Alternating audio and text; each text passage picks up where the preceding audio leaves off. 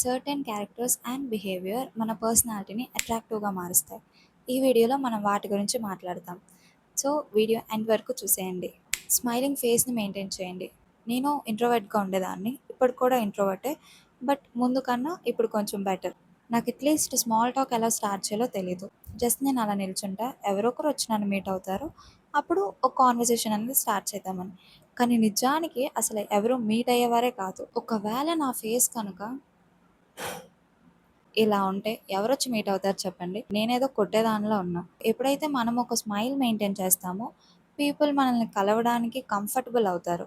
And మనతో మంచి conversations అనేవి స్టార్ట్ చేస్తారు. Noticing or observing things. Let's say మీరు మీ ఫ్రెండ్స్‌తో గ్యాదర్ అయ్యి ఉన్నారు. మీరేదో చెప్తున్నారు, కానీ మిగిలిన వాళ్ళందరూ వాళ్ళ పనిలో ఉన్నారు. ఎవరో వచ్చి ఓకే, తిను చెప్పేది కూడా రైటే కదా అంటే మీరు అప్పుడు అనుకుంటారు, హమ్మయ్య ఫైనల్‌గా ఎవరో ఒకరు నన్ను గుర్తించారురా బాబు అని. వాళ్ళ పర్సనాలిటీ మీకు అప్పుడు అట్రాక్టివ్‌గా అనిపిస్తుంది. ఎందుకంటే వాళ్ళు అబ్జర్వ్ చేశారు. పీపుల్‌ని నోటీస్ చేయడం, అబ్జర్వ్ చేయడం అనేది ఒక అట్రాక్టివ్ పర్సనాలిటీ. కానీ అదే పనిగా వాళ్ళని నోటీస్ చేయండి, అందరిని ఇంక్లూడ్ చేయండి, కానీ మీ వర్క్ చేయొద్దు అని మాత్రం నేను చెప్పను. Be kind with others. నేను ఇది నా రియల్ ఎక్స్పీరియన్స్ నుంచి చెప్తున్నాను. నేను లగేజ్ క్యారీ చేస్తున్నాను అండ్ అది చాలా హెవీగా ఉంది. సో ఒక అమ్మాయి నా దగ్గరికి వచ్చి నాకు హెల్ప్ చేసింది. తను అసలు నాకు హెల్ప్ చేయాల్సిన అవసరమే లేదు, కానీ వచ్చి చేసింది. అండ్ నాకు ఇది ఇప్పటికీ గుర్తుంది. ఇలాంటి ఎమోషనల్ జెస్చర్స్ కూడా అట్రాక్టివ్ థింగ్సే. Listen without judging. నేను ఆనెస్ట్‌గా చెప్తున్నా, నేను ఇదివరకు జడ్జ్ చేసేదాన్ని. బట్ ఇప్పుడు నేను ఆ జడ్జ్‌మెంట్‌ని క్యూరియాసిటీ కింద కన్వర్ట్ చేశా.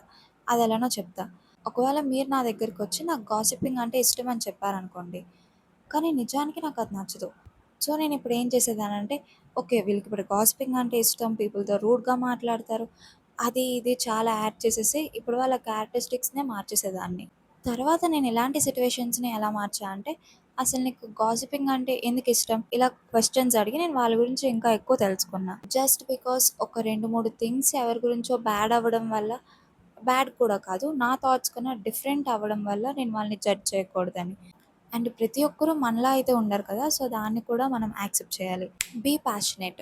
మీరు ఒక గ్రూప్ ఆఫ్ పీపుల్ ఎవరైతే మోటివేటెడ్‌గా వాళ్ళ కెరియర్ అండ్ గోల్స్ పైన వర్క్ చేస్తూ ఉన్నారో, వాళ్ళతో గనక మాట్లాడాలంటే మీరు గనక ప్యాషనేట్‌గా లేకపోతే వాళ్ళతో ఒక కాన్వర్సేషన్ కూడా మీరు స్టార్ట్ చేయలేరు.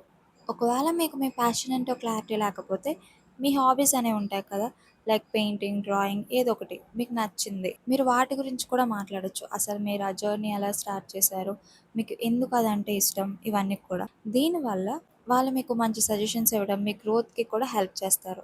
కాన్వర్సేషన్స్‌లో వాళ్ళ నేమ్‌ని మెన్షన్ చేయండి. మీరు ఒక పర్సన్‌ని మీట్ అయ్యి కొన్ని కాన్వర్సేషన్స్ అయిన తర్వాత ఒకవేళ వాళ్ళు మీ నేమ్ మర్చిపోయినా లేదా మిస్‌ప్రొనౌన్స్ చేసినా మీరు చాలా బ్యాడ్‌గా ఫీల్ అవుతారు. కాబట్టి నేమ్ గుర్తుపెట్టుకోవడం కూడా ఒక అట్రాక్టివ్ థింగ్. ఒకవేళ మీరు గనక నేమ్స్ మర్చిపోతూ ఉంటే వాళ్ళ నేమ్ మీనింగ్ కనుక్కోండి. అట్‌లీస్ట్ ఆ మీనింగ్ ద్వారా అయినా మీరు వాళ్ళ నేమ్ ఫిగర్ ఔట్ చేయొచ్చు. ఫైనల్‌గా మనం కొన్ని అట్రాక్టివ్ థింగ్స్ గురించి తెలుసుకుందాం. మీరు ఫస్ట్ ఇందులో ఏది ఫాలో అవుతారో నాకు కామెంట్స్‌లో చెప్పండి. Thank you for watching.